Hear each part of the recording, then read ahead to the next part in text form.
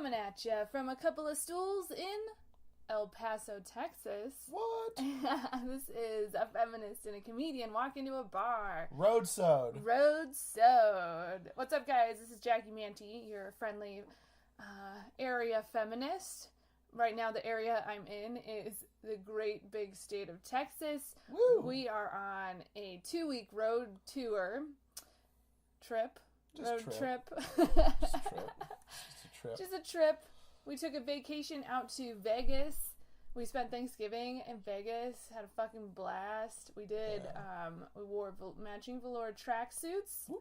Hit up some buffets. Got a turkey dinner buffet. Yeah. In all the Vegas casinos. We were real farty on the way to Texas. Yeah, so we've been coming from Chicago to Vegas, then back through Texas, back to Chicago. So. You did a show in Lawrence, Kansas. And then I got one more in San Antonio. In Austin, Texas, sorry. I thought Lawrence was super cute. I don't know. Kansas University's there. Yeah. I don't know, it's cool. The show was a lot of fun. Yeah. So, yeah, support that show if it is recurring, which I don't actually 100% know if that is. We stopped in Denver. We stopped in Denver. Yeah, which oh my gosh, I can't wait for weed to be legal. It's fucking so the best. If you guys follow this podcast, you know I don't drink because I have addiction issues and impulse control issues. But weed is a drug that, like, I don't like it a lot. So, like, I like it. It's like what do they call it? Self-regulating because I don't want to do it all the time. So I feel like it's definitely something I can't see myself getting addicted to, but I do enjoy it.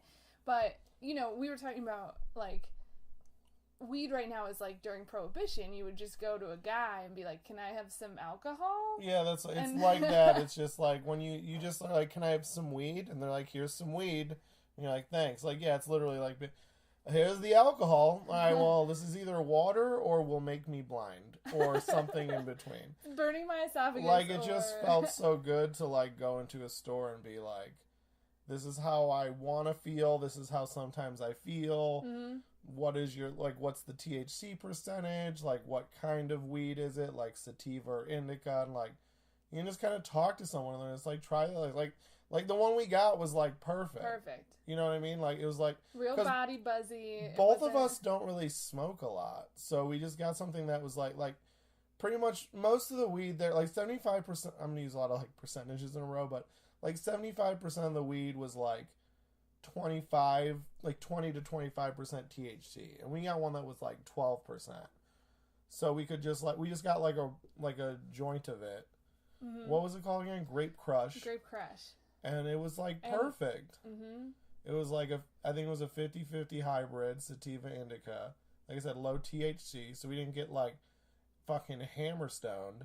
Yeah, we didn't get we weren't like looking out our windows. It was just like smiley and happy, and yeah, because it was like that 50-50, like a little body buzz, and we just smoked it and like hung out in our Airbnb and just watched Tom Segura's first Netflix special and laughed and cuddled and had a good time and then went to sleep. It was awesome. It was so cool. Yeah, and then we went to Vegas and they have legal weed in Nevada now, so we got another grape one, Grape Stomper. Yeah. And that one was great. That one was like 70-30 hybrid towards sativa, so it was a little more what do you want to call it? Like a little more like uplifting high and a little less body buzz, like a little less like sleepy, but that's why I just felt like so like happy and good. Mm-hmm. You know? And it just like I just feel like I cannot believe that alcohol is legal and weed is not. Yeah. And I think that will change soon, and I'm really looking forward to it. I think that it can be something that when you know what you're consuming can be a really fun experience. I guarantee, like, based off that, well, because then, like, it's way less addictive than alcohol, right? Well, we were in, I mean, I feel like, yeah. I feel like it's like everything. I feel like I get annoyed. People are like, it's not even addictive. It's 100% not addictive. Like anything's addictive. It's like, you can get addicted to Cheetos. So right. Stop that nonsense. But it definitely seems like way less problematic. Yeah. You know what I mean? Mm-hmm. Yeah, it's just like, because we were in Vegas longer, so we got like 2 joints to kind of split between the two of us while we were there. And I got the other one. This other one was like Chemdog 4. And I looked at I got that Grape Stomper one. It seemed like something we'd like. And then I just asked the girl who was my bud tender just for like a recommendation. But she's never asked people at the weed store, like who've made their job weed to be like, what do you like? Because they're like, because like she even tried to like before I picked this one. She's like, I really like these joints, and it was like some joint that they like dip in, like they roll weed and then they like dip it in weed wax or something. God. She's like, it'll like fuck you up, and I was like, yeah, like nah, like less. But then like also it's like I guess like. I don't even think this, but there's always like that little bit, like maybe I wanted to like not seem like a nerd, so I'm like, yeah, maybe, but I don't know. It's like it's kind of like the week that's if it was the weekend, totally, but maybe something like less hardcore, something that's not like the nuclear bomb of fucking weed. Maybe just like I'll keep that on reserve. Yeah, I'll totally come back for that. next time, but like, but then so then I got their second one, and you know, like, you can use, like, Leafly and, like, what's the other one? Like, allbud.com and, like, kind of search up your strain. So, the Grape Stomper one, I was like, this is going to be perfect. And then I got back and checked that ChemDog 401, and every review is like, I smoke a lot of weed, and this one fucked me up. Like, it was 5 stars, but that was the thing. And, like, literally a lot of people being like, if you're a newbie, probably don't start on this one. Like, or just, like, a lot of people like, I haven't smoked weed from the 70s, but it's legal in Denver now. And, whoa, this fucked me up. And I was just like, just one day, I think it was the first day we were in Vegas. I'm like, well, I want to take a little nap anyway. So, like, if this turns out to be, like, a bad high, like, I can nap it off. But, we bought it. We spent some cash on it. And, yeah, I just want to see. Let's see what it's about. And, yeah, it fucking, like, it gave me the weird thoughts that sometimes, like, strong weeds give me. And then just, like, definitely, like, if you're using it, quote-unquote, medicinally, I could see if you have, like, sleep problems, it would be probably good for that. Yeah. But, like, that's how, like, I got in the bed, I'm like, I can't move, and I just feel like, and then I just passed out and kind of just, like, felt, like, fucked up. So I didn't really like that one, and I don't think we ended up smoking that one again. No, because you didn't even smoke. You experienced that. I know. I said I'd guinea pig it for us, and that's like why I don't. A lot of weed does that to me, where I just get real introspective. I've had weed make me comatose before, where like I can't move my body parts. So like I'm very wary of those. Well, and that's so when you said that was your experience, I was like, nope. Right. Well, and the only reason I bring that up is because like, I'm sure just like any drug, just like people that get punchy on booze or whatever, like I'm sure there are, I'm not saying nobody, but I think there are probably some people that genuinely like don't like weed, or I've never had a good experience with weed. Like, that's fine, it's not your drug, but based on these experiences and like I said, how most people obtain weed just from a guy that's like, this is weed, okay, weed. Yeah, you could be getting Chem 4. I guarantee that most, I would say like, of the population, so this is the sample size, the population that says, I don't like weed, I don't like the way it makes me feel, blah, blah, blah. I would say out of those, I bet 75% of those, meaning there are probably still a quarter of those that just will never like it, and that's fine. Like, you don't have to do every drug or any drug. I would say 75% of those, you would like it if you found one that you liked. Like, if you bought weed around, like, amplifying the things you want and, like, de-emphasizing the things that you didn't like about your experience, I bet you could find a strain that you're like... I'm just saying, like, that both the grape ones we got, ironically, I don't know if that's a coincidence or not, like, I said, it's just, like, it was, like, all the parts I hate about a bad high just, like, were not there, you know? Mm-hmm. And I'm sure, like, every drug, like, if you're in a bad mood or you have some anxiety, like, if you have something going into, like, you know, a high, like, it could probably affect it differently, but I'd say base level... I was like, I could probably smoke these all the time and have the best time. But definitely, like I said, I still live in Chicago, and it's not legal there. It's medicinal, but it's really hard to get a card. Yeah, I still have bad highs all the time. And it just, from this experience, I can't believe that it's not pretty much all strain related for me, at least. Yeah, and no, I feel the same way. And, like, as someone who doesn't drink anymore and who has quit smoking cigarettes, you know, like, I don't have any... My biggest vice is coffee. And not that I want weed to be a vice. I just think I'm just not one of those. I think I have a problem with alcohol. Yeah. For sure. And other uppers. But, like, I really think weed is something I would love to. I would not be opposed to, like, trying it and finding something that works for me, and so I can get high once a month or something. You know what I mean? Have some kind of escape, but like I don't now. I know that's like kind of tricky territory for someone like me, but I really feel like if I had, we've written down those percentages, so now we know when we go to the store, like look for something that's like 12% THC or below. Like it's just that knowledge, educating myself on how to use it and what works for me versus like. Or like I said, even like, because sometimes the numbers, like, so I just hope it becomes legal. There's not like a ton of numbers, you know what I mean? Like it's like THC percentage, CBD percentage, and then just like what kind of blend it is, or if it's 100% one or the other, sativa, indica. But like I said, those sites like Leafly, like they have reviews, like what do you want to call it, like author reviews, and then they have like just anyone can add like a user review. And like I said, just all 3 strains we tried, 1 in Denver and 2 in Las Vegas, it was like all the reviews were like spot on. You know what I mean? How like, we felt, yeah. So again, like if you just wanted to just just start, I would just like if you live in a legal state or you're gonna go to a legal state, and like I said, you're like, I have this, or I want this, or I don't want this. One time I had this happen. Like, just kind of keep those in mind and just go to Leafly and just look through a bunch of strains. It'll take you like an hour. So look through a bunch of strains and then like find 10 that you think sound like you would like, and then just go to your local weed store. It's a lot better in Denver than it is in Vegas for sure. Denver is like, it's like the Mecca. Vegas is like okay. But like the shops in Denver, like they have so many strains that like if you bring 10 options, I would guess they would have 4 to 6.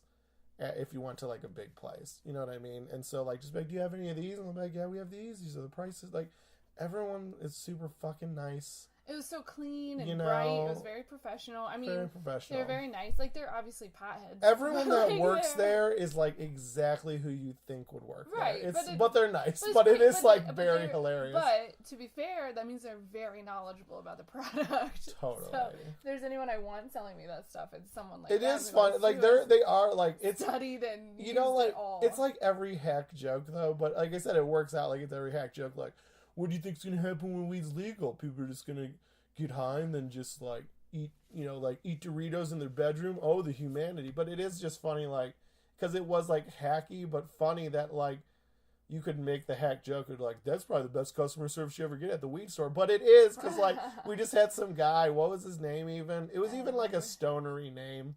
But it's just like this white kid with like, like shoulder length hair and like a beard, like a young kid. Super friendly. And he was just like, because they give you like a number when you walk in, and like a deli, and then they call your number, and then like you come over, and he's like, number 24, and then we came over, and he's like, hey guys, how's it going? We're like, good. We're only in town for like 48 hours, so we're thinking about just getting a joint. Do you have joints? He's like, totally got joints, man, totally. And he's like, what are you looking for? And then we're like, oh, these strains. Like, we were looking while we were waiting for a number. We're like, oh no, one of these strains. And he's like, we don't have everything that we have out, but I'll check on those, man. And we just roll you a joint real fast. He's like, yeah, even if we don't, we could probably roll you a joint. It only takes like 5-10 minutes if you guys got the time. So, I don't know. It was fun. Yeah, and like, it reminded me of your joke. Like, we don't have to sit and play Xbox with him for an hour. Yeah, it was great. Yeah, it's way better than dealing with any like drug dealer you've ever had to. It's just like so funny. Bingo bango. So cool. All right. Well, you didn't. So did you introduce you? Yeah. Okay, you're Jackie Mantia, feminist. I'm going through stuff. Well, we talked for like 10 minutes and you didn't introduce me. I know. Okay, so you got back into it. I'm sorry. You just always I know. It's not that I'm micromanaging. Coach me. It's a road-sode, and I'm just trying to keep everything on track. You guys, we're not in our studio. We're not in our studio. Just like Justin's all going crazy. I feel like I'm not going crazy. I feel like I'm not trying to coach. I'm trying to teammate. I just sometimes teammate like a coach. I'm player coach. I'm a player coach. All right, go ahead. You're what we call a ball hog. All right, so tonight I'm sipping on some coffee. Just some good old McDonald's coffee. Mm-hmm. I've been trying to work, so it's been cool because I've been like working on Jackie's loving it. I work from the road, so like when we're on these trips, like I'm technically on the clock working in the car. Me too. I'm not. But so it's been harder and harder to like concentrate in the car. So like I work when I get when we land, basically. Yeah. When we land at our Airbnb, like, I'll work for a good 6-7 hours. Yeah. So coffee has been in strong supply. With me as always, comedian Justin Golek. That's me. What are you drinking? So, funny story. So, we're in El Paso, which probably most of you know is on the, like, right on the Mexican border in Texas. But it's also, like, right on the New Mexico border. And so, we got into town, and we were just about to check into our Airbnb in El Paso, and we were going to record this episode. So, and it's a Sunday, like we usually record on Sundays. So, keeping up with that schedule. And so I was like, hey, we should try to stop at like a liquor store or something and pick up some beer. And then I can have like something cool and local or whatever to drink on the podcast. And so I just typed in like beer store in the Google GPS, and like there was a bunch around us, but they all said closed now.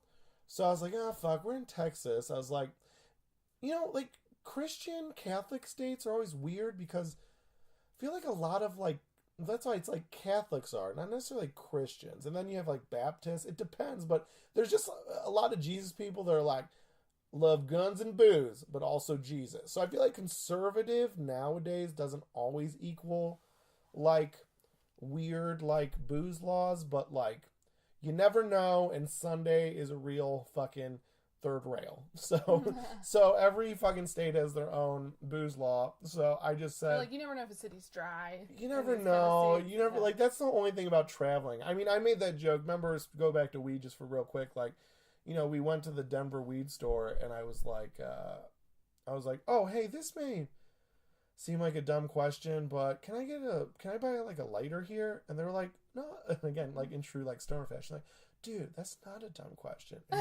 And you I know, it totally, she did. And she's you like, totally not a dumb question. There's no dumb question. Yeah, and you could totally buy a lighter here. And I was just kind of making the joke with her. I'm like, you just encounter so many dumb laws when you like go state to. I mean, your laws where you live are also probably dumb. You but can't you're like, eat donuts but you're on used to Wednesday them. on the sidewalk across from the just Arby's. I mean, especially with things like liquor and drugs and stuff. Yeah. You know, like we can sell this on this day, but not this past this time on that day, and like. And it would totally be predictable that some people would want to make your weed smoking experience as hard as possible. Exactly. So you like, can't buy lighters. To me, it's so not crazy that would be the law of like, well, we actually aren't allowed to sell lighters within a 10-foot radius of a place selling cannabis, but there is a gas station just across the street.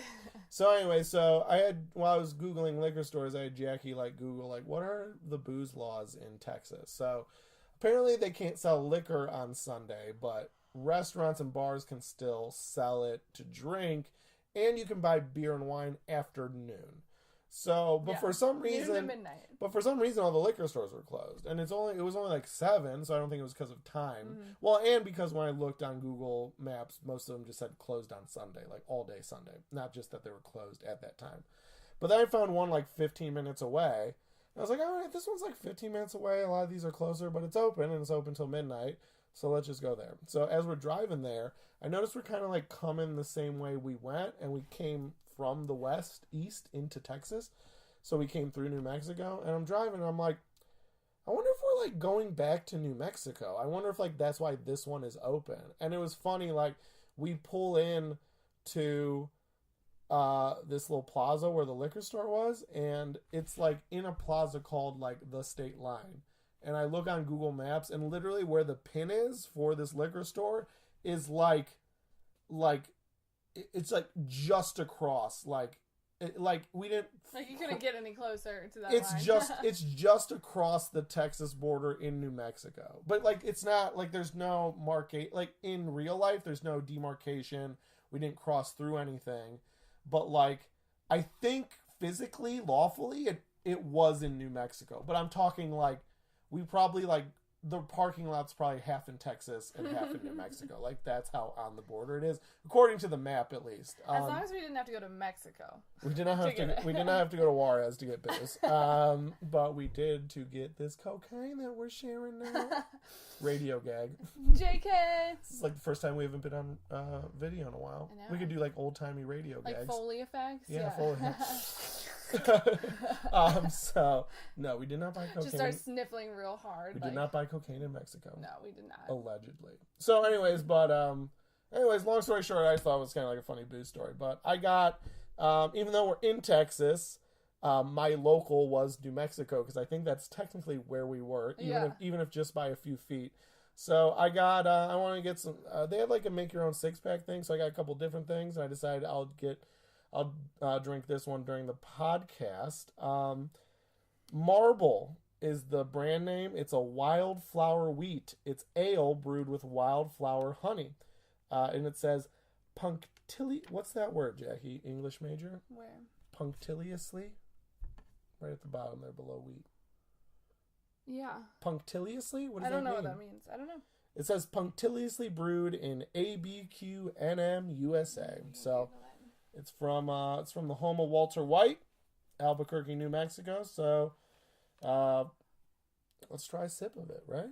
Does that sound good? Oh, it means extremely attentive to punctilious. Strict or exact in the observance of the formalities or amenities or conduct or actions. This is fucking... So basically they paid a lot of attention to it. This is fucking delicious. Yeah? It's really fucking good. And yeah, the wildflower. I've never heard of this brand before, but it's really good. You know why? Because if you ever had something like a honey brown or something like that, and it has that gross, like, fake sweetness kind of taste. Yeah. This does not have that. It's not. I wouldn't even say it's sweet, but it kind of has those flowery notes that honey can have, like a real fresh, like farmers market honey, where you can like kind of taste the local flowers that the bees were pollinating in. It's really good. It just kind of got like a florally. This flower is local. It's got a florally note that kind of like mixes well with that hoppy ale flavor. So it's good. I'm liking it. That's cool. All right. Well, you guys can check us out. You can see all of our episodes, non-roadsodes, at lowclass.com. That's lo-class.com. And FemComPod.com. We technically do have another roadsode. Yeah, we do. This is actually technically our second roadsode. We recorded New one. Orleans. Yeah, we recorded last one. year. That was one of our earlier episodes. Yep. It might be like 4 or 5. Excuse me, I'm so sorry. And this is episode 15. Yeah, the Big 5-0. Jeez, I'm so sorry. Yeah, the big 5-0. But yeah, you can find our whole archives at FemComPod.com, including that first roadsode. We recorded like actually in a car while we were driving. Yeah. Which I think might have slightly affected the sound quality. But it seemed like a fun thing to do. It's like, let's record while we're driving. You can still hear it though. And I remember like we talked about voting. Yeah. And it was a good topic. Like it was right after. We both said interesting things. I almost said right after 9/11, but it's like basically the liberals. It was 9/11. right. I think it was right before though, because we did that tour in October. Okay. So we were talking about voting. And how you weren't going to do it. I wasn't, and I didn't. And now you can't complain, but you do all the time. I feel amazing about my decision. I don't think I'll ever vote again because of how good I feel not voting in this last election. People died for your right to vote. Well, that was a dumb move on their part. Shut up. All right, so let's get into it. Topic 1. We have to talk about net neutrality. Do we? We do. That's what I want to talk about. So, just a real quick update. I'm sure you guys have heard of this by now, but net neutrality is the principle that internet service providers, so like Verizon, Comcast, who's ours? Comcast? No. We're Xfinity. Xfinity. So I think that's Chicago. I think that's Comcast, right? Xfinity? Yeah, that's Comcast. Yeah, they just like renamed themselves because they had such poor customers. I think they merged or something. All right. I'm sorry, I'm burping and yawning. Fake news. I'm a real nightmare. Okay, so basically, internet service providers can't discriminate between websites and apps when net neutrality is in effect, right? And that means they can't charge you more to use, say, Google versus a Bing. So, like, that could happen if, say they are owned by the same company that owns Bing, and they want you to use Bing, so it's cheaper in your plan. The cheaper package uses Bing. And if you want to use Google, you got to pay more for it. But it's also, they can affect your load times for a site. So, for example, if lowclass.com is not part of the general offering, it can go slower. Right. It can load slower. So then the idea is that then you have to pay more to get the highest speed. Yeah. Right? So I think the FCC is in charge. Basically, Obama's administration helped put this, his appointed commissioners of the FCC helped put net neutrality into effect to great fanfare from activists and consumer rights groups, really. Yeah. And big conglomerates like Google, Facebook, they want it open like that. And a lot of small businesses benefit from that sort of thing, right? And minority groups, whatever. There's a lot of positives. But basically, it's been in the news because Trump's FCC will vote December 14th to pass, basically changing the way we describe, or the definition of what internet is, and that will make it now less regulated, so they can, basically net neutrality won't be in effect. Now, service providers are you have been reading a lot of this, so correct me if I'm wrong, but I believe they're kind of witchcraft it's not that they're saying that internet providers can do this. They're just saying that the FCC no longer is responsible for regulating ISPs. They will now be able to do what they wish. Yes. And so they can do this now. But the law isn't that they should do this or will do this. Clearly, they will do it. So I'm not, because it's money. I'm not defending them. I obviously think this is bullshit, and net neutrality is the best thing. It's honestly the best probably thing going in this country right now. But just to be clear, that, I think, if I remember correctly, because basically Obama's law was kind of saying this does fall under the FCC's rule, and as the FCC being the governing body of this, our policy is you must leave it open and not discriminate. It's a telecommunication. It's a utility. That's so right, and right. So now they're basically just saying we don't have the right to regulate this, so you can do what you want. That's what Comcast has said. No, we're not going to raise prices, guys. We just want to not be regulated. But they will, and they're going to. And someone posted, I think on Facebook or Twitter, basically shared this thing that basically was just since in the most recent, in recent times, there's been 12 things that companies have been fined or charged for. Basically they've done things that they'd be allowed to do if this passed. They've already done that when it was illegal a dozen times, and there's probably more examples. But you know what I mean, that fallacy that oh, we could, but we won't. It's well, dude, you already have, and you did that when it was illegal, and you just ate the fine and went uh-oh, you caught us. That's part of why they instituted net neutrality in the first place, because there were all these examples of them sort of. So, for example, Metro PCS in 2011 had a plan that blocked all video streaming sites except for YouTube. Yeah. Or between 2000 and 2009, AT&T stopped iPhone users from using Skype or other VoIP services, forcing them to use AT&T's technology instead to talk with their phones. Yeah. So they were already sort of doing these things that the FCC then argued. That sounds like the same list I saw. Yeah, Business Insider did. And also, because I remember was it Business Insider? Mm-hmm. Someone might have just tweeted that then. But I mean. Oh, maybe it was that? No, who knows? There's just the internet's so vast, at least for now. Yeah. But dude, I remember the one thing that they mentioned was about Verizon wanting Google's app store to block tethering apps. Yes. So they would have to pay for their tethering service, which was $10 more a month. And I remember that on my first Galaxy, I think they just... What's a tethering? That's hotspot? Yeah, it's hotspot, but tethering I think is when you actually use a USB cable to connect it to your computer. Hotspot is when you make it a hotspot for that connection. So it's wireless. Yeah, I had an app called Foxfi on my Galaxy S5 that basically it would and you didn't have to root your phone or anything. You just had to download it, and you could pay. There was a paid version that gave you a couple extra features, but it was only $5, and again a one-time $5 fee, not a monthly. And yeah, it would basically over there's an actual computer word. I'm thinking overwrite, but it's not that. But it would basically let you use if you went into your options, if you didn't pay for hotspot, it would not let you turn it on. It would just be grayed out. But this app basically like let you get into those options and turn it on, and then it would make your phone like a hotspot.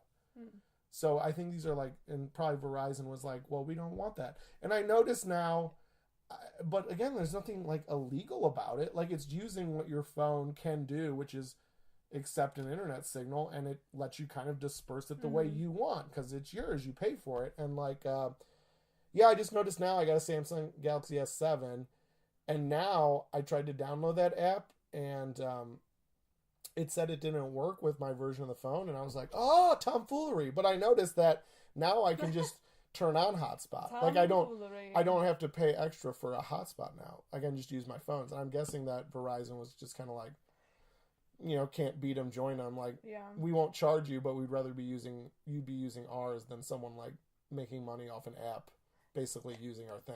In 2012, the FCC fined Verizon $1.25 million for blocking tethering apps. Yeah. It's tight. So the argument is that that net neutrality prevents innovation.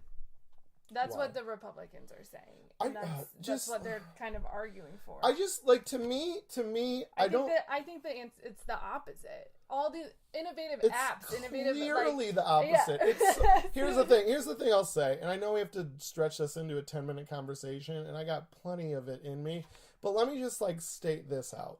Loud and clear. Loud and queer. Hi, guys. That was me being loud and queer. When you don't laugh, it seems offensive. Sorry. I know you're doing a little clicky research for the topic. But I consent to this. I allow this. He is being silly. No, so let me just state this loud and clear. If this, and I'm not being hyperbolic in the least, if this passes on December 14th, America is done. And I'm not saying because this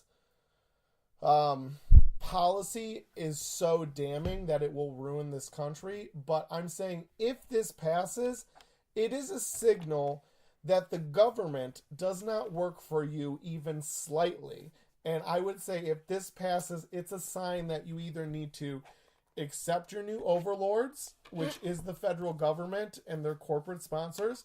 Yeah. You either need to riot in the streets and start murdering politicians, start fucking sodomizing them to death like Gaddafi in the streets, or you just need to do what I do and just pray for North Korea to just end it all in a sweet, sweet mushroom cloud and just let's go out with a bang, baby. Because this is one policy. It's not abortion. It's not healthcare. It's not taxes. It's not weed legalization. It's none of that. There are two sides to this issue.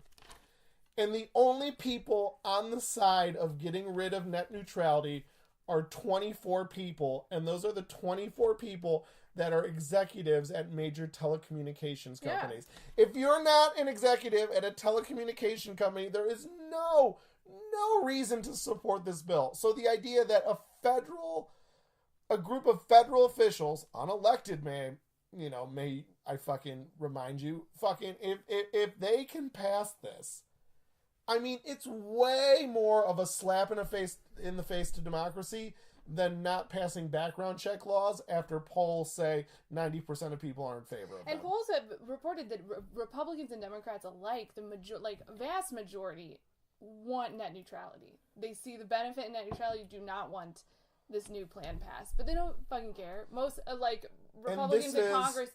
It could be stopped if Congress passed a law making the FCC, they can't do this, but they're not going to. The majority of the Republicans in the Congress agree with it. It's crazy. But that's the point. And the point is that that's what I'm saying. This is a pure jump the shark moment if it goes through of like, we don't care what you want. We're not here to represent you. We're here to represent our corporate sponsors. We do their bidding. They're your de facto rulers.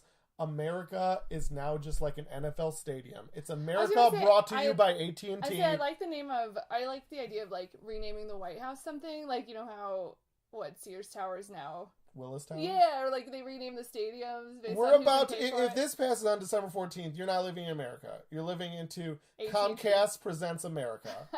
You're living in America brought to you by AT&T. Yeah. You're living in Xfinityville, USA. And, It's just so clear. They don't care. They don't care. They don't care. It's so obviously about money and profit. I mean, and Pai, the chairman of the FCC, Trump's appointed chairman, he's arguing that like this is going to be faster, cheaper internet access for Americans. But I found this Business Insider stat really interesting. According to FCC's own data, in reality, 3/4 of the country has access to only one high-speed ISP. In 50 million households, there's no meaningful competition between ISPs, which we've totally encountered. We live in before, Chicago, and we have three. Yeah, three. And one of them kind of sucks. RCN is like the cheap one that people are like, it's super cheap, but there's like outages and stuff. Like, it's not the best, but it is like a cheap option. But we live in the third biggest city in America, and we have three options. And I know there are neighborhoods in Chicago that have two. Yeah, so how is that not a monopoly? Like it's a utility. It's not that it's a monopoly. It's a utility. It's a utility that's able to operate as a private business. It's insane. And I mean, if Obama would have had a third term, he was working towards this. He wanted that to be what it is, a utility. And once you're a utility, you're treated. You're a public you're a public thing. So, which means you can't turn it off unless you. There's a lot of shit. I mean, now we're stepping into territory where I could get mad ignorant, but I know it's regulated very differently, and shit like this would super not fly. I feel it's fucked up. It's just so fucked up, and for me, it's just so scary as far as the freedom of information, free press, getting because the shit that it will do is horrific. Yeah. But I'm telling you, it's more than that. If this happens. This is not what it is. What it is bad. But what it is livable through. But more so what it is, it's not what it is. This is the canary in the coal mine. If this passes, Nestle will own all the clean drinking water in America within 10 years. I guarantee it. That's what this is, the startup. It's fucking terrifying. That's what this is. That's exactly what this is. Nestle will own the clean drinking water. Coca-Cola will own all the farmland.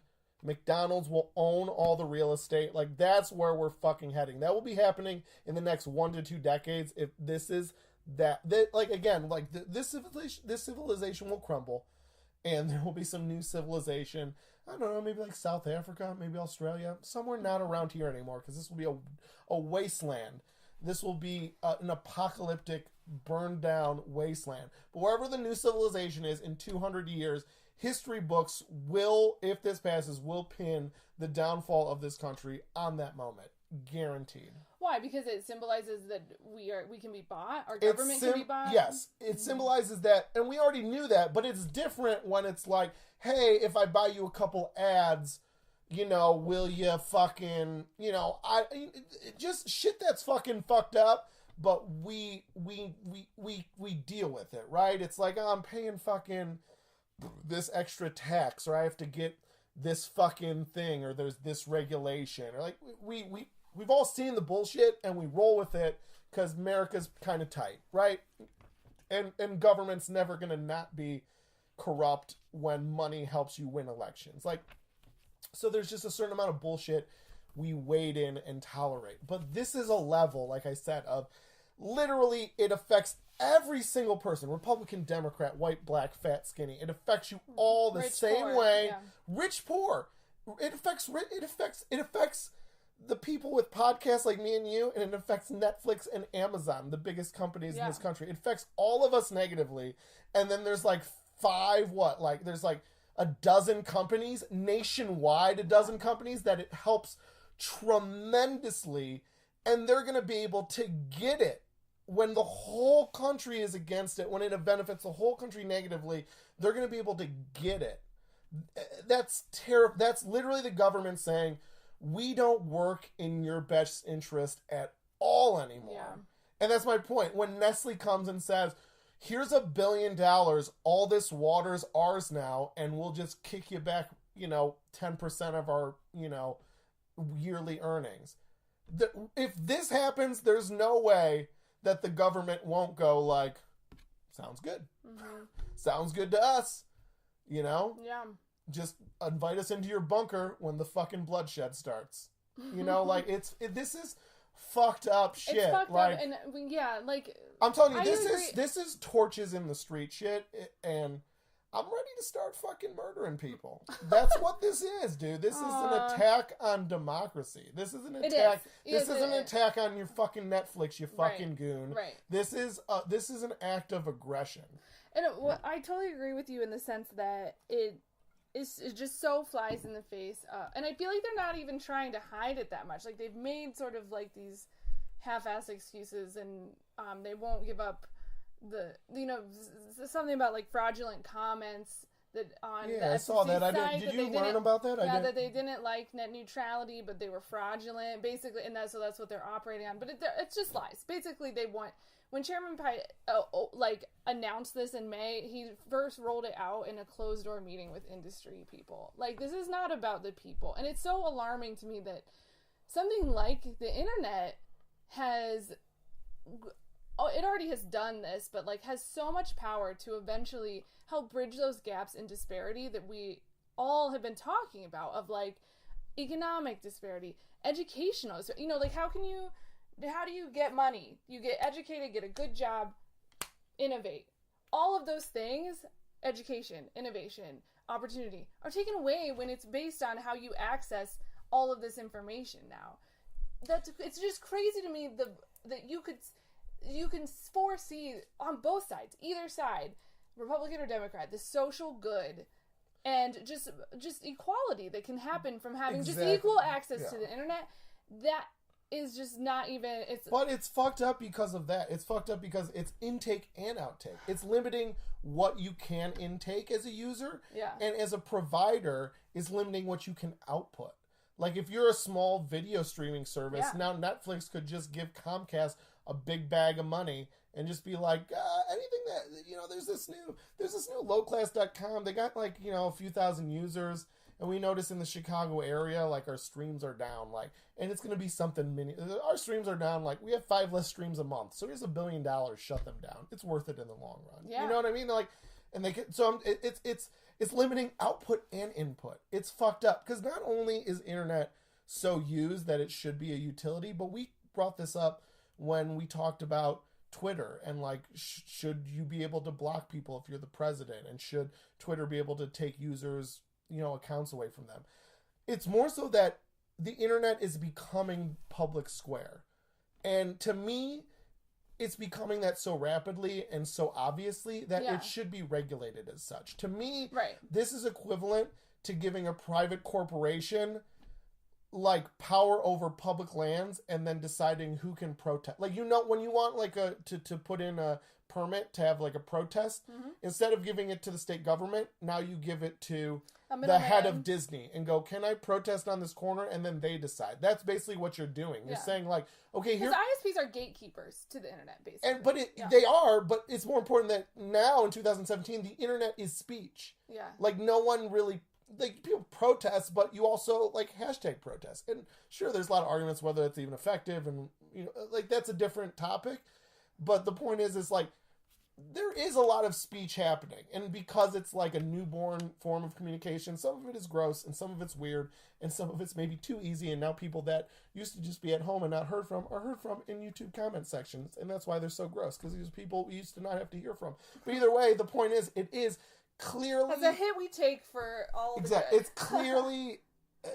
I think the more we learn to use it, the more intelligent voices will bubble to the top, and we'll learn how to sift through the bullshit. Now it's just like all the bullshit's everywhere and we don't know how to compartmentalize it. But that's the point. It's clearly public space. Yeah. And now it's being regulated publicly. Like, it's clear it's not a service. Like, it's public space. And I saw someone else talking about, like, I mean, they use public infrastructure to build, these wiring units to run. Like, they've used public resources, public infrastructure, public money to get these systems up and running, and to take them away from the public when they're at their most important and most clearly public in use. It's fucked up beyond. I mean, I'm ready to fucking give the heads of AT&T and Comcast the Gaddafi treatment in the streets. They deserve it. If you're mad at Saudi dictators, that's what you have at the head of these telecommunication companies. And this podcaster thinks they should be treated as such. Whether you want to fucking sodomize them to death in the streets or hang them in a dark tunnel. This podcaster does not. Or whether you want to hang them to death in a tunnel with flip phone video footage, the only evidence that it happened, I'm down for it. Give me a call. I'm not hard to find. I just think this is the most alarming thing I've heard about the government trying to do to its own people. I mean, we're doing some alarming things, right, across the world, but to, like, it's so dismissive of the good of the internet, of the social good and equality factors of, like you said, a public space, and just that, you know, the internet has made vulnerable communities able to get past those traditional media gatekeepers.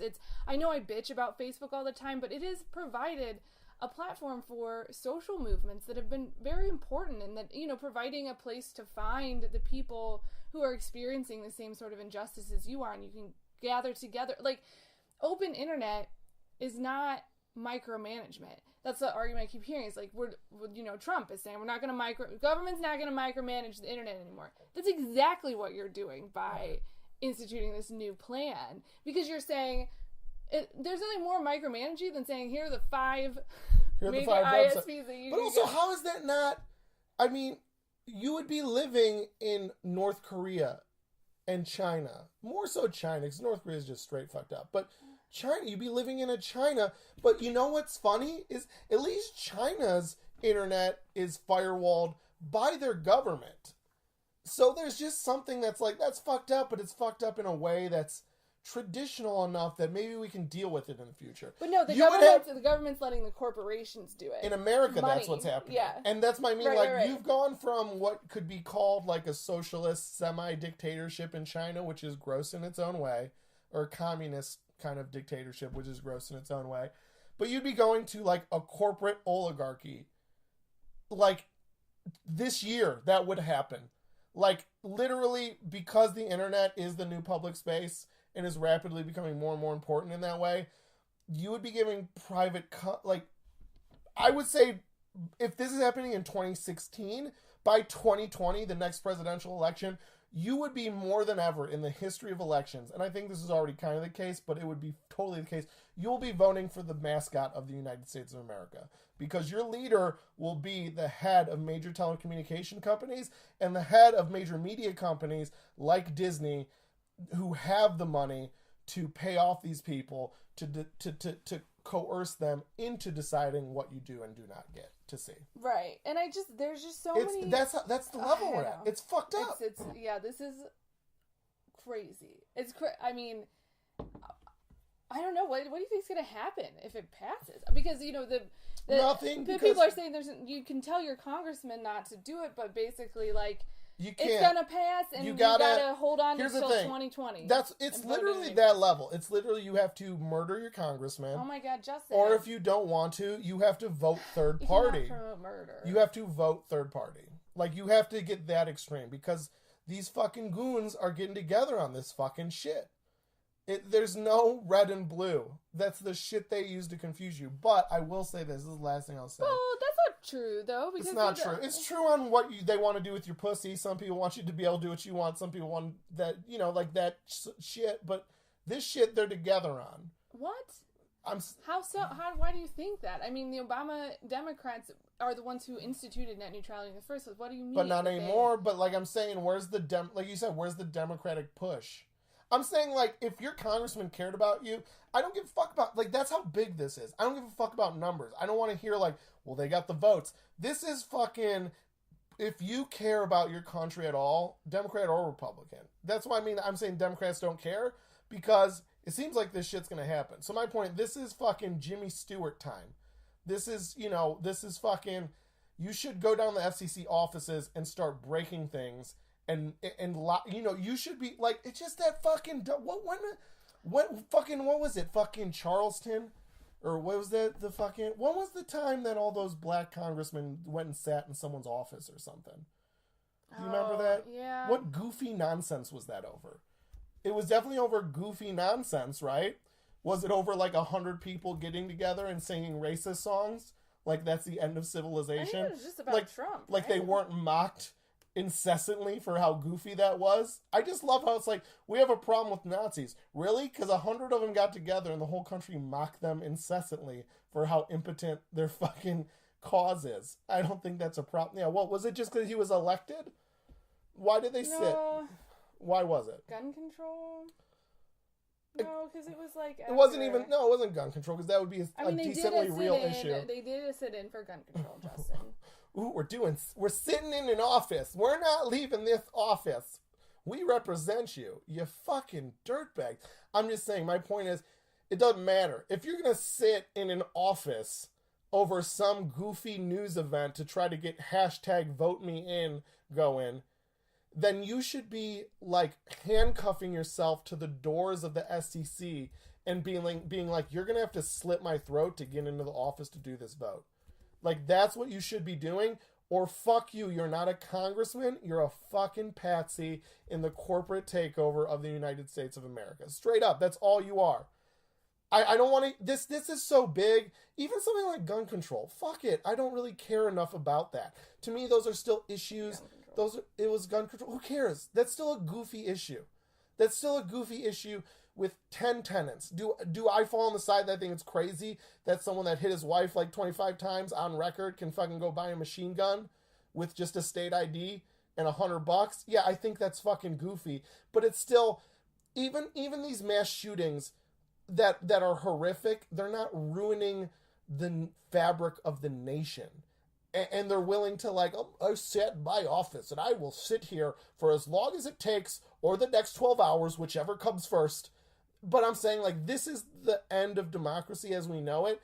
If you're not handcuffing yourself to the FCC offices and not letting people walk in, you're not a congressman, you're a coward, you're a patsy, you're why I don't vote.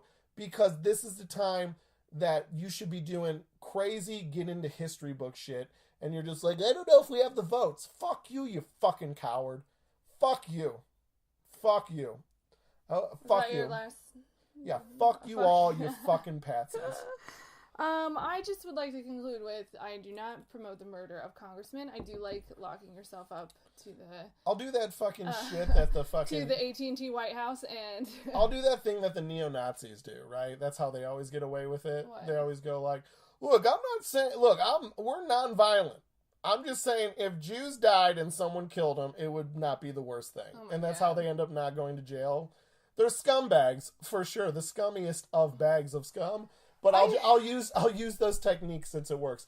If a bunch of congressmen, red or blue, happen to get sodomized to death in the streets, oh my God, Justin, I would be against it on a moral and legal level.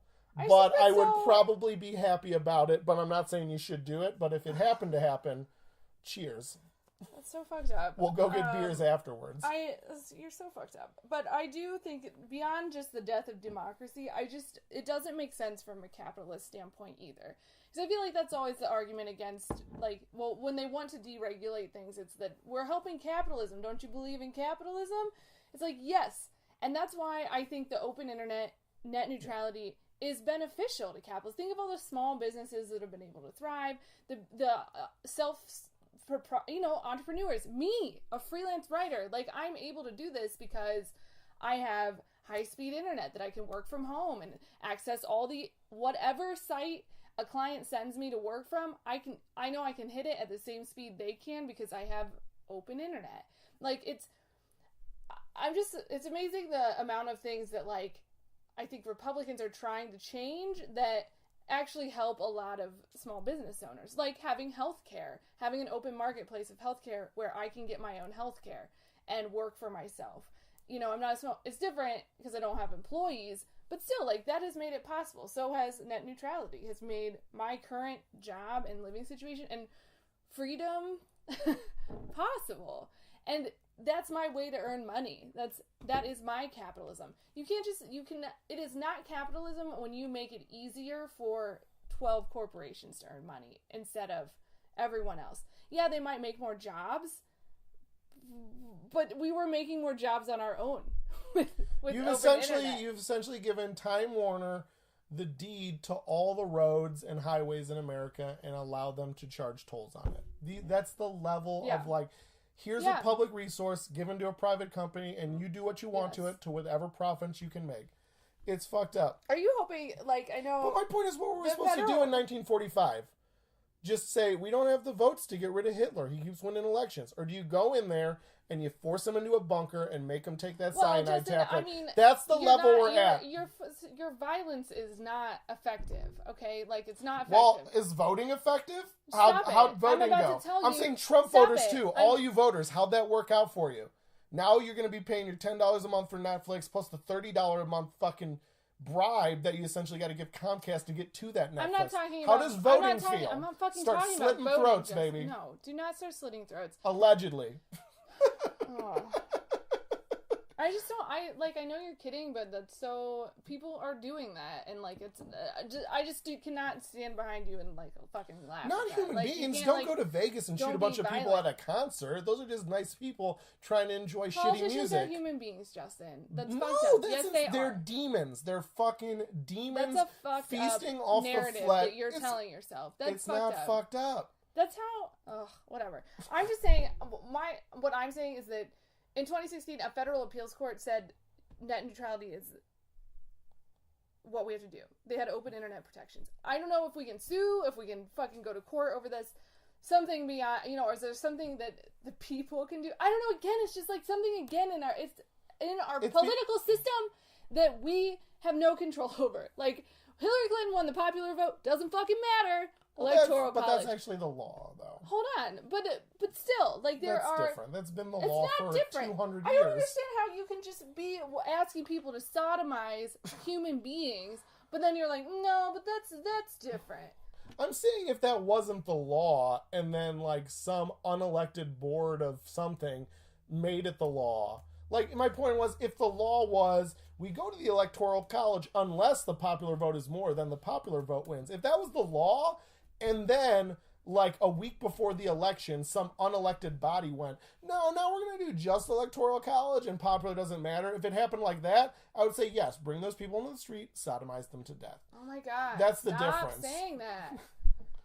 That's the difference. Let's go on to topic 2. Look at that fucking guy. I'm just saying, like, I'm not getting Alex Jones. Now, with open... You sound very Alex Jones. No, because he believes in actual demons. I'm not saying that there's actual demons. I haven't gone off the deep end. I'm not talking about gay frogs. Listen, I'm a perfectly sane person with perfectly sane beliefs. And I'm just saying that had that fucking little fucking smug-nosed fucking fuck that is the chairman of the FCC now. What's his dumb name again?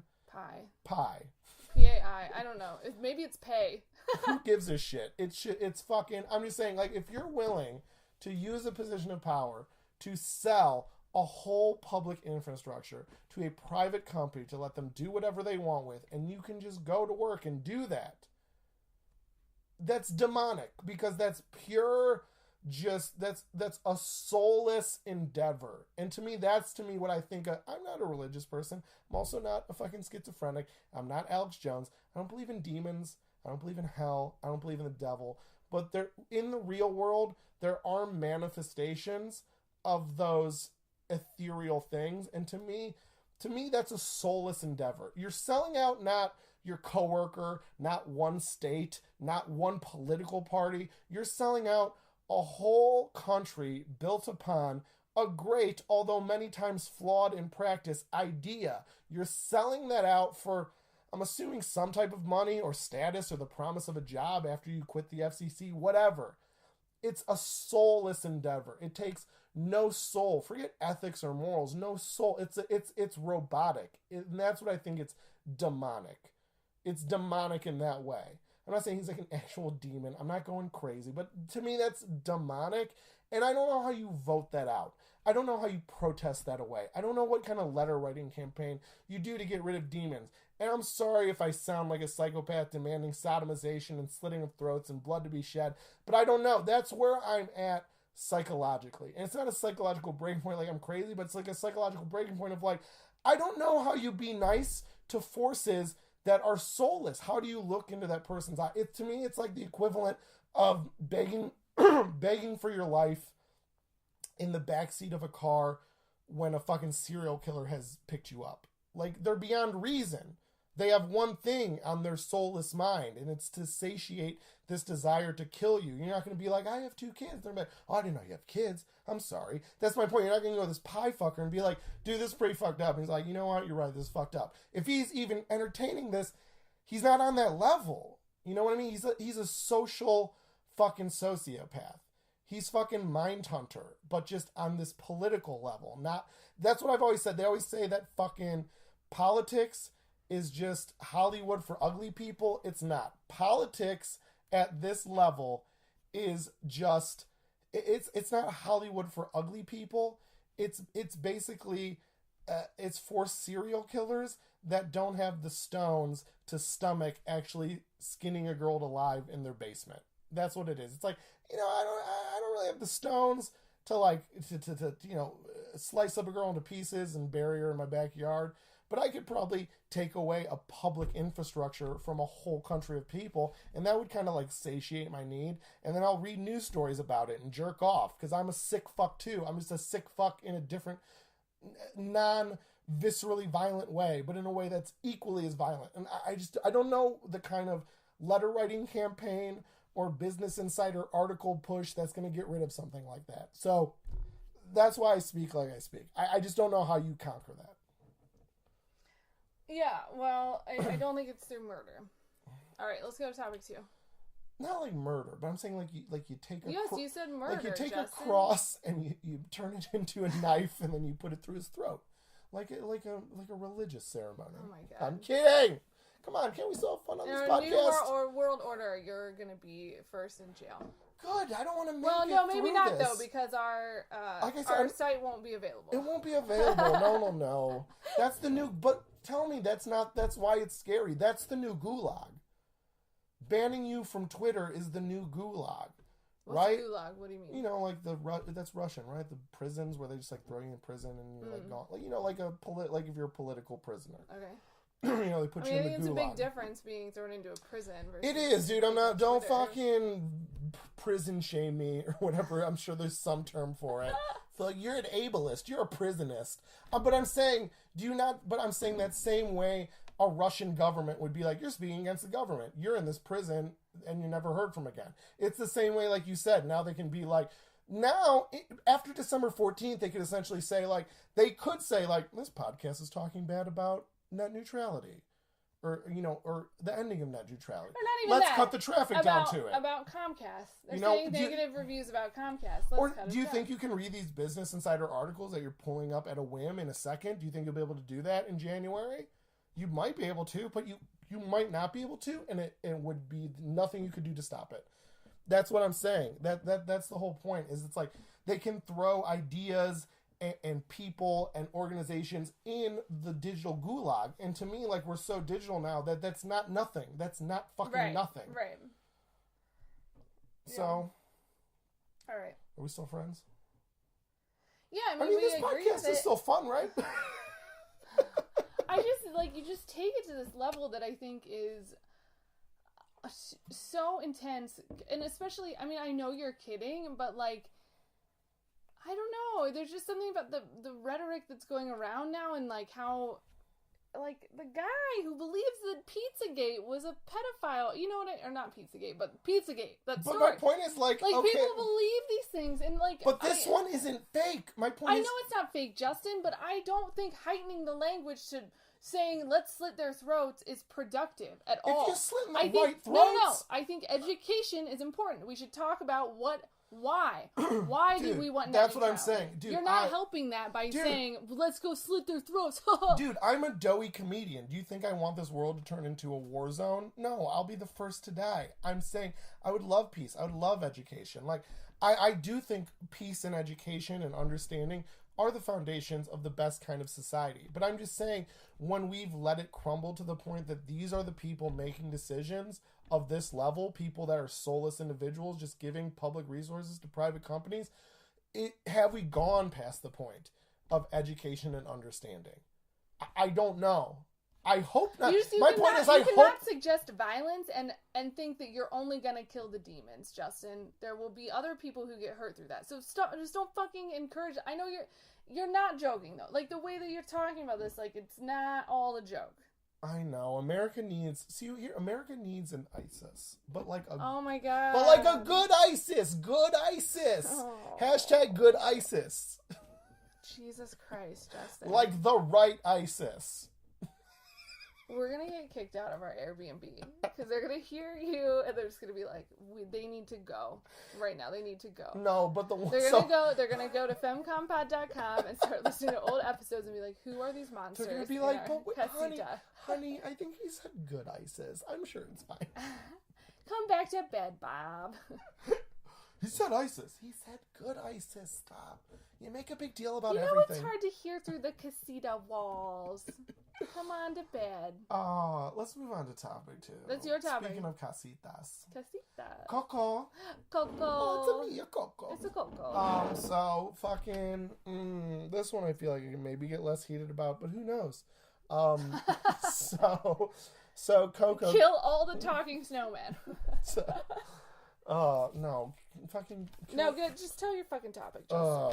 I know exactly. You just waste so much time telling people to kill people and we can't talk about I don't think that's a waste of time. It's a waste of our time. Do you still love me? I love you, but you're totally not getting laid tonight. Will you visit me in the gulag? Oh.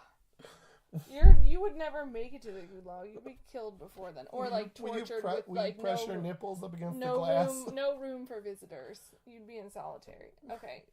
Tell us about topic 2. We're married. I think I can get conjugal visits depending on the prison. We're not married after this. No, I'm just kidding. So, anyways, so Coco came out this weekend. It did very well, as all Pixar movies do. I know. I'm leaning up against it. Okay. So, Jackie's trying to save my life. But it's a new place. We don't know this.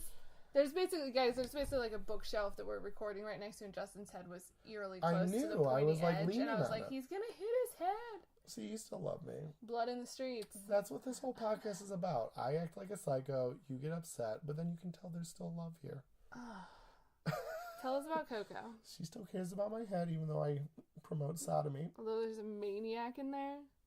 Yeah, like, that's totally not fucking cool. Like, we went over that last podcast that, like, I don't even think Gaddafi should have gotten sodomized. That's terrible. It's a terrible thing to do to another fucking human being. Yes, what Gaddafi did is, and then sodomizing in the streets to death. Oh my God, just tell us about Coco. So, Coco is a movie about sodomy. It's a young boy's quest to get sodomized. Oh, God. No, so, I don't really know what it's about. It's Coco is a boy, and he plays guitar, and he goes to Mexican heaven and visits skull people, and they teach him the beauty of music and family. Right? Right. I made that up on the spot, but I guarantee it's about 75% right. So, anyway, so before Coco, so Coco's a Pixar movie, yes? Yes. So Coco came out this weekend. It did very well. It was like top box office. I think it overtook Justice League. And people are mad because, like all Pixar movies, there's a short before it. And a lot of times people love these shorts because a lot of times the animators can get creative with it because it's like there's not the pressure of, making $10 billion and be number one at the box office for 20 weeks, right? It's just a short, so they can get more creative with it, have fun with existing characters, create new characters. 5-minute little. So a lot of times these are like people get excited for them because it's kind of a cool thing. Mm-hmm. But apparently there is an Olaf short before Coco, who is the snowman person from Frozen. So there's an Olaf short before Coco, and people are mad about it. So, not net neutrality. They're mad about the talking. That's the fucking other thing. People on the right who are like, look, I know abortion's illegal in the third trimester federally. I know we decided this in the 70s. I know that federal funds can't go to it. I know that Planned Parenthood's budget is like 3% for abortions, but I'm still mad. I want it more this way. And because people on the left are like, look, trans people who are like 1/10 of 1% of the population sometimes are in public and sometimes have diarrhea, and they might not, depending on where they are, possibly be able to shit where they want to shit. So these are the top 2 issues that we will talk about. Abortion that was solved 40 years ago, and protecting the maybe rights, possibly, depending on where you live, of less than 1% of the population. And then AT&T goes, good, we're about to steal everything from you fucking rubes. And Coco is just another version of this. So fucking Coco is fucking taking down this country with Trump was right about these Mexicans coming in and ruining the country. So the short is making people mad, mostly because they say it's long. Yeah, it's like 21 minutes long, which it seems long for a short. It is. That is. But long. Is it? How long are the other ones? Like 5 minutes, man. They're short. They're cute little shorts. I don't know, 21 minutes. It's a TV show with no commercials. That's not long. We breezed through an episode of the UK Office before we recorded this. Did that seem long? Yeah, I could totally see myself being like, when the fuck does this movie start?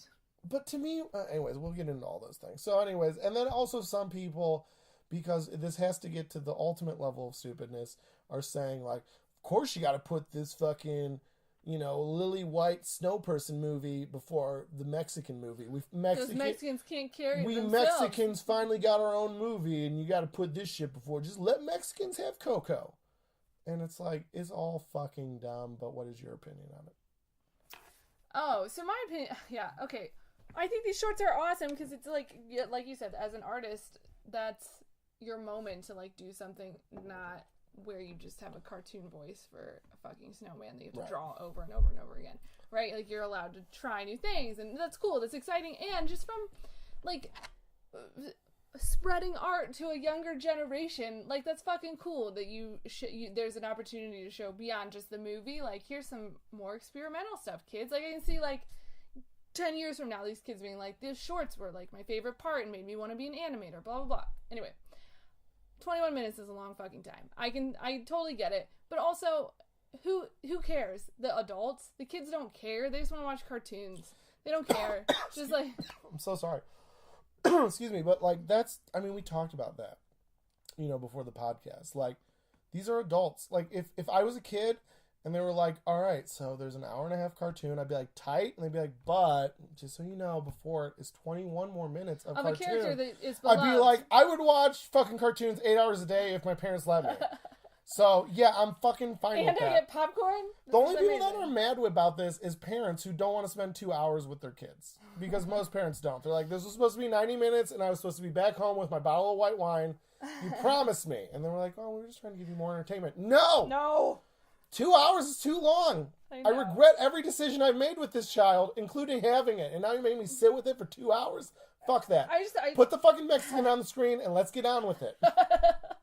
I think it's ironic that, if you're upset because you think that it's telling a white story before letting the Mexican story happen, now you've made the story, the PR story, the story that's out in the public about the white story. Right. You just ignore it and talk about how great Coco honestly, that has only been about a quarter of the complaints, I would guesstimate. But still, that's important. But it's enough of complaints that it's important to separate them into their own brand of dumb and make fun of them accordingly. Yeah, and like, listen, okay, so that aside, whatever. People can complain about their entertainment. I don't care. It's just dumb. But you're adults complaining about a cartoon. Yeah, whatever. Does that not strike you as concerning? No, I don't care. People complain about everything on Twitter. What's concerning to me, it's not even concerning. You're an adult watching a cartoon, paying money to see a cartoon opening weekend, and then complaining about it. You're an adult doing that. I mean, people just like, why does that surprise you? Why does that feel weird? Like, that's all the internet is. People complaining about stuff they don't need to be complaining about. But also, you're it's an what adult. Our podcast is. You're an adult. Don't go see a cartoon. You're going with your kid. Anyway, well, then you're like we said, your kid doesn't care. I don't want to talk about that. I don't want to talk about that stuff because I don't care. What I care about is that argument about why is there a Lily White story before this Mexican story. I think that's so insulting. Like, I know that I'm a white feminist, and I try to check myself on that regularly. But I will, like, I've told you all the time that I think that people of color have it way harder in this world than women, and, like, generally. Your feminist card is gone. No, if we're generally comparing what these privileges of each being an other either way sucks, but, like, you just got a Jezebel article written about you. Oh, yeah, no, no. But here's what makes me mad about that argument. It's not to get rid of all white stories. It's not like now white stories are not appropriate or shouldn't be allowed to be shown. That's all of history class. I know it's all of history class, but the whole point is that we all have equal space to present our stories, right? But more so, but that being said, I do understand that, like, Yeah, like you said, you have all of history. Feminists use that argument against men all the time. Like, everything has been the male story. No, you guys made that flag for America. Good job. You guys are so good at sewing. Lady crafts. Yeah. Go do your lady stuff. Go make some flags. Remember that time you riveted some planes? You guys tried so hard. But here's what I think is just most alarming, is that, and not I keep saying alarming. It's not alarming the way net neutrality is alarming. It's just more like frustrating. I think that Frozen is a very progressive story, especially for Disney to be telling. And I think it's cool that people love that story. It's sure they're fucking white, but that's not what it's about. Like, I think it's one of the most feminist cartoons I've ever seen, probably ever seen. Like, it totally reignited the way we can tell princess stories or show little girls Disney movies, right? I don't know if you've seen it, but like the girls, we watched it together. Okay, the girls save each other, and like it's a sisterhood, and it's about love is a great element of your life, and like something you've pursued and want and are happy about coming through, but like you're saving yourself, you're saving each other. And then I've also read some interesting pieces on like how that every Disney movie is obviously like the storylines are working a lot deeper than just what you see. Like the parents are ashamed of their daughter for her power being different, or that speaks to children that might feel that way. Do you know what I mean? It's not just that she has a power that she doesn't want. Don't you see the child psychology that they're trying to tap into there, where it's like your parents might lock you up in a room because you're weird, but I mean that's a very specific example, but do you know what I'm saying? Like there's so much happening in that movie that it's not just a white story. That is a story that we all can connect to. The same way I think Coco tells a story that I'm not fucking Mexican, but I can relate to that and love seeing. I'm not going to see Coco to see a Mexican movie. I'm going to Coco to see a movie about family and love and ancestry and like finding your art, finding your voice through art. That's what that movie's about. It's not about Mexican versus white. And when you place it in those terms, you're not only diminishing everything that Frozen could be and stood for and is to a whole new generation of little girls and me. Like when I saw that movie, I was like, fuck yeah, this is awesome that they saved each other. That's the message here. It's not every princess movie. I mean, the mermaid was giving up her fucking voice so she could have legs to have sex with a man. Good woman. What the fuck? That's so fucked up thinking about saying that to America children. a Little Mermaid again. But so I just think it's so disappointing to see my friends on the left making those arguments and just completely dismissing. Here's the thing. I think that being white and being a woman allows me to understand where male allies come from a lot with the feminist movement, because I feel pushed out of this. Like, because I'm white, I can't enjoy I can't. What? Is any of this making sense? Like, yeah, and you're saying the same way. Like, I feel like men. You feel like men are pushed out of the that feminist way, or movement. just like. When you say, oh, of course you gotta have a male story, a man's gotta be the one in charge. Like, that's not always the case. There are nuances to everything. And you're just dismissing one person's humanity sometimes when you just identify them solely by one aspect of their story. And you're doing it now with a story about a fucking snowman? This is so stupid. And instead of seeing the benefits of a movie like Frozen, now you've just placed it on the same level as, like, it's just white people doing white people stuff. And of course they'd do that before my movie. Why you gotta make it like that? Well, here's something else I'd like to bring up real quick about, I mean, besides the fact that it's like adults caring about a cartoon, just in the same league of like, this new Batman movie doesn't really follow canon. It's like, shut up. It's not for you. It's for 8-year-olds. And that's the same thing I'd say about Frozen and Coco. It's like, this was kind of too long. It's like, I guarantee you no 8-year-old thought that. Yeah. So you're critiquing something that's not for you. You happen to be there because you have a kid. Sorry you made that mistake. Or you happen to be there because you're an infantilized adult and you're like, ooh, new cartoon. Fucking, as a creator, right? Now we put an hour, after I fucking edit it and put it up, maybe 3 hours of total work time per week into a podcast. So we're creators, but we're not at the level of people doing animation. Right. You know what I mean? So, but you are still a creator. So let's get into that. When you hear these kind of things of like, Twitter's mad about how long the Frozen thing is. It's like, or Twitter's mad about how white the beginning of Frozen is, or the beginning of Coco is. Whatever way the dummies are choosing to be dumb that day, as a creator, don't you just have this disdain for this new, what's the fucking word I want to use? This new entitlement to criticism, or entitlement to curated art. You know what I mean? Like, we don't have enough Mexican stories. Here's a Mexican story. We don't have enough Mexican stories without a white film in front of it. We don't have enough Mexican stories without a white film that's less than 20 minutes in front of it. If it was 5 minutes, I could take it. It's too long. It's too white. It's not Mexican enough. You waited too long. I'm Asian. What about my Asian thing? And it's like, you just want to, like, if I was fucking working for Pixar, I'd be like, make your own thing. Like, there's YouTube celebrities. That's a free platform. You can upload any length of video for free. Make your own. If there's not enough Mexican art for you, go to your local fucking bodega, talk to the guy behind the counter and be like, hola, ¿quieres bien un película? And then give him $20, put a camera in front of him, put your goddamn camera phone that you already have in front of him. It records in 1080p.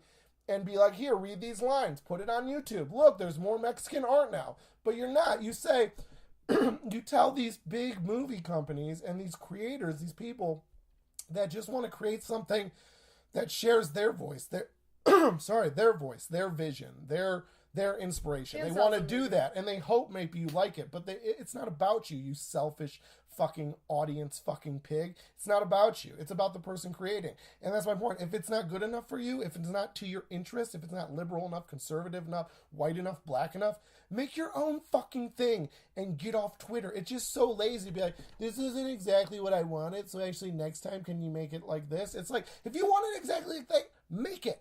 Make it, you fucking dummy. Or find someone that is making stuff like that and give them $200 for a new camera. That's fine. If you think you're wasting your money at the box office, I pay $10 a week for movie tickets. I never seen a good movie. It's all remakes and stuff.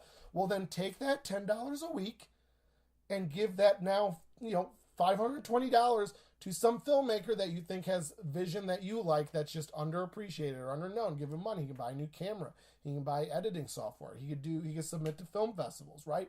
But you're lazy. You're all fucking entertainment consumers now. There's so much entertainment. It's so vast, but it's never enough. It's a woman, but she's a white woman. It's a man, but it's a brown man. But it's an Indian guy, but he's played by a straight. But he's played by a straight. And it's a disabled, but it's played by an abled. Or the disabled guy doesn't get to fuck enough. That's ableist. He should. Why can't the ableist? Why does he have to be the funny friend just because he has cystic fibrosis? Blah, blah, blah. And it's like, I don't care. I don't like, make your own thing, you lazy fucking pig. That's all you and this fucking era of just entitled everyday criticism. It's like, if something's really bad, you can say it. If you didn't like it, don't say it's bad. Say, I didn't personally like it, or shut up and make your own thing. The only thing that is slightly complaining's only slightly easier than the second easiest thing, which in today's era is to just make your own shit and distribute it. It's so easy to do now, and you don't because you're lazy. You'd rather say you're all of you people now are 16-year-olds on MTV complaining that your dad bought you the wrong colored Mercedes for your sweet 16. That's funny. I think that it's interesting how I agree with you on a less vicious level per usual. What? That is not a theme. I think it says something about I think it's telling that this was a movie in a movie theater that people went to go see. You know why? Here's why it feels so long. We're so used to consuming media in a format where we are in control of it. Dear listener, did you skip through all of our banter about pot shops up top? That's because you have control of it and can fast forward and can pick how you enjoy it. You are the curator now. We will give you the art, but you get to kind of decide how you consume it and watch it. So I think that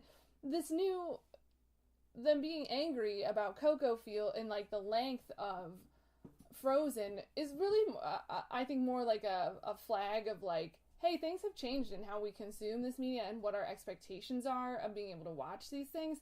that doesn't mean, though, like, I hope Pixar doesn't change anything and, like, leaves that Disney short up front and, like, you know, keeps doing, I hope they do 30 minutes next time. You know why? Because we don't, as creators, like, you don't have many outlets like that. I mean, I know it's to sell Frozen, but, like, they don't fucking need any help. Frozen is selling. Like, that was to tell a new story with a beloved character and a film that's, I think, has important messages that are beyond just superpowers, right? Yeah. So I do think, I agree with you that there is a sort of entitlement, but I don't know how much of that is, like, you're conscious of. So I would love to, like, call that out and, like, now, like, what other art form do you feel like you get a say in how it's presented to you? What, you know what I mean? Like, what kind of, what is that, how is that influencing other things that you do in your life? Or, you know, like, it reminds me of college when you'd be in class and say I don't know, people would always be like, wait a minute, the professor's working for me. I'm paying you. Well, and it's this idea that, like, it's this idea that, like, the point is, it's like I said, the reason why TV, film, all these things are getting better. Yeah. Music. The reason it's getting better is because anyone can have access to creating. Mm-hmm. And so you just get so many more little laboratories creating things and be like, does this work? Does this work? Does this work? That's why it's better. But there's this false thought in the general public, and of course they think this because they're all fat pigs. Stop they all saying think that. Don't tell me to stop saying. Don't censor me. Who are you, AT&T? I just don't think that that's productive. They're just fat pigs, like, mentally. They just got a fat pig in their brain that just makes all the decisions. Like I said, for them. I think some of it happens slovenly. But my point is, let me just goddamn finish. My point is that you think they fucking think that it's them. They think it's because we are finally standing up and saying we want this and we want this and we want more lady stories. And it's like, a movie like Lady Bird, I just hate that the general public is like, see, we demanded more female directors and we got one. It's like, no, it's because it's easier to be a female director because it's easier to be a male director because it's easier to be a director because a female director doesn't have to get her clit touched by Harvey Weinstein anymore. She can just get a friend with a few $1,000s and she can upload something to Amazon Video. I know that's not how Lady Bird came about, but that can happen and you can get recognized and then you can climb your way to the top that way. We need to give credit to not us as a society for these lady directors. We need to give credit to the fucking lady directors that are creating. It's the creators that are still doing it. So it's just this fucking idea that, like, to me, again, if you've ever created, I mean, it's me and you running this podcast and we have disagreements. And my point is, how many times, if you are a creator, have you seen, like, getting 6, 7, 8 people on a project, even just 8 people on a project, depending on the project, it can be too many chefs in the kitchen. I mean, that's a cliche for a reason, right? Because then everyone has their own little thought and it becomes homogenized and it's just not it's not a cohesive or original vision anymore. It kind of gets too many compromise, kind of flatten everything out to kind of a base level.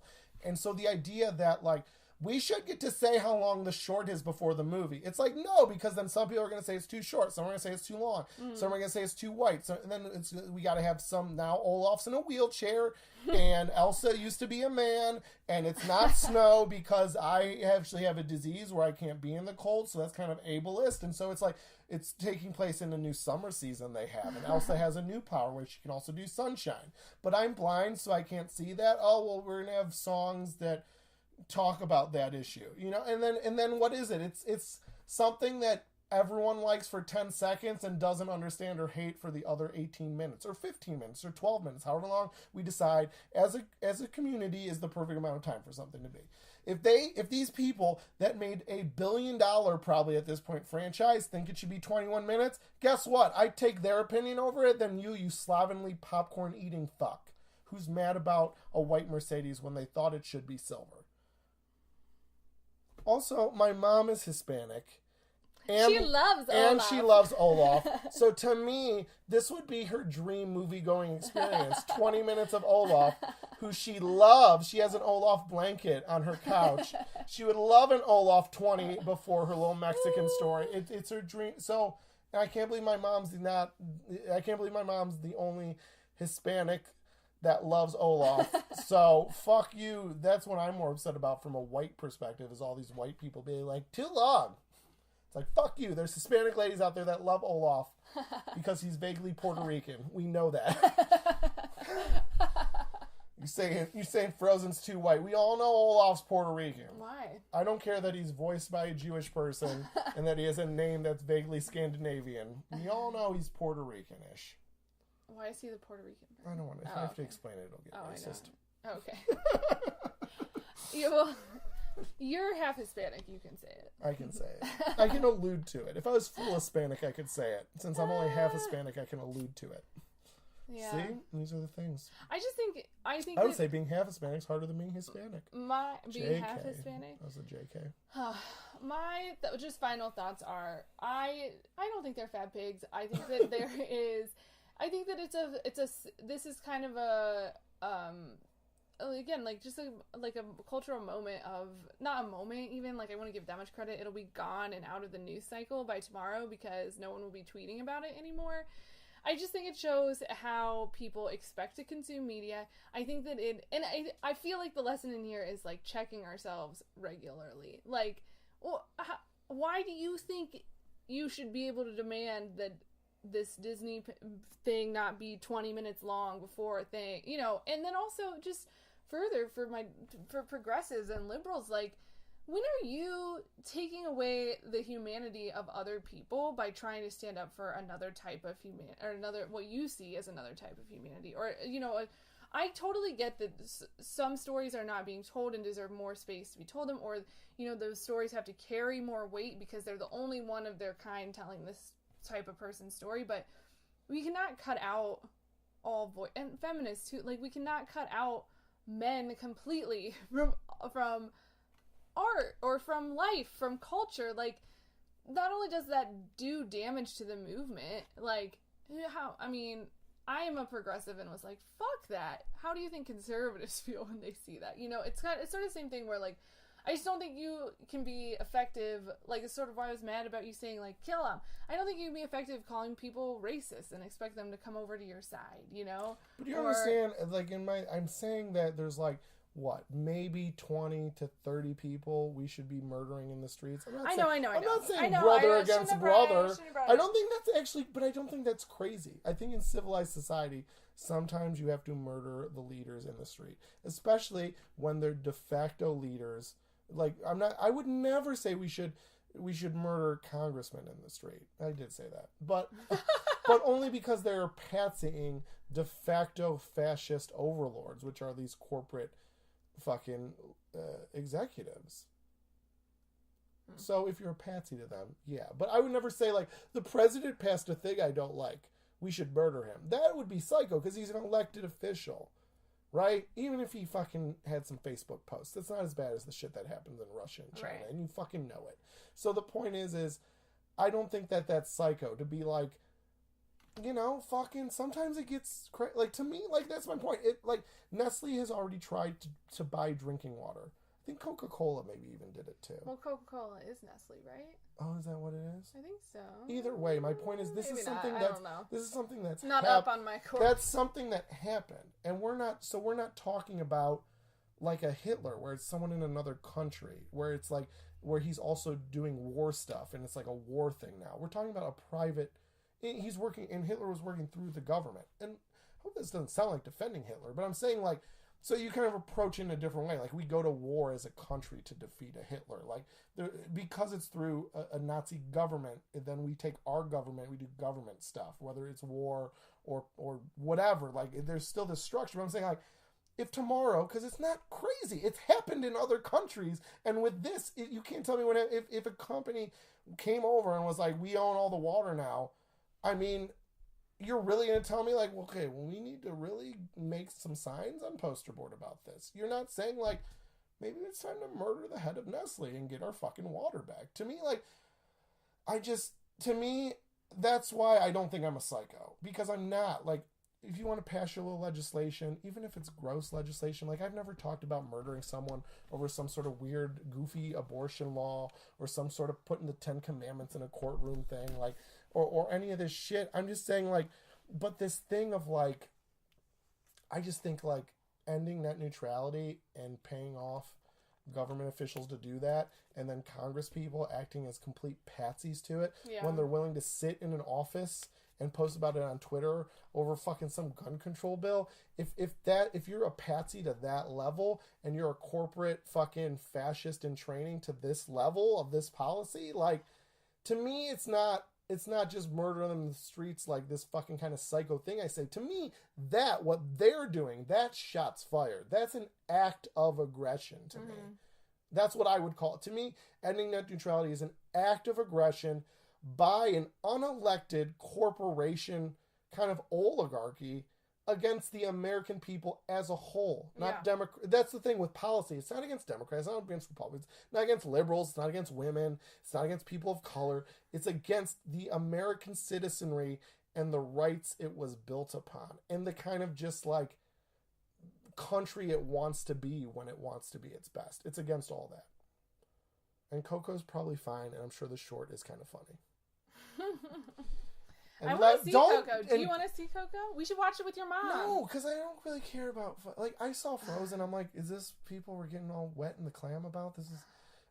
It's You're fine. You're not a cartoon guy. I think they're kind of stupid. And the same way... Oh, do you think your mom's the too? same You said way your all mom these... loves it. Huh? You said your mom loves it. But she's like a sweet lady. Once you get to a certain age, you become like a kid again. Well, it's It's not even a late... It's not like your mom would go on Twitter and then complain about... My dad didn't watch cartoons in his 40s and 50s, but now he's like 60 and he has like grandkids from my stepsisters, and he's like, it's a pretty cute movie because he's a child again. He's in his 60s. That's fine. You got to be either 60 or 6.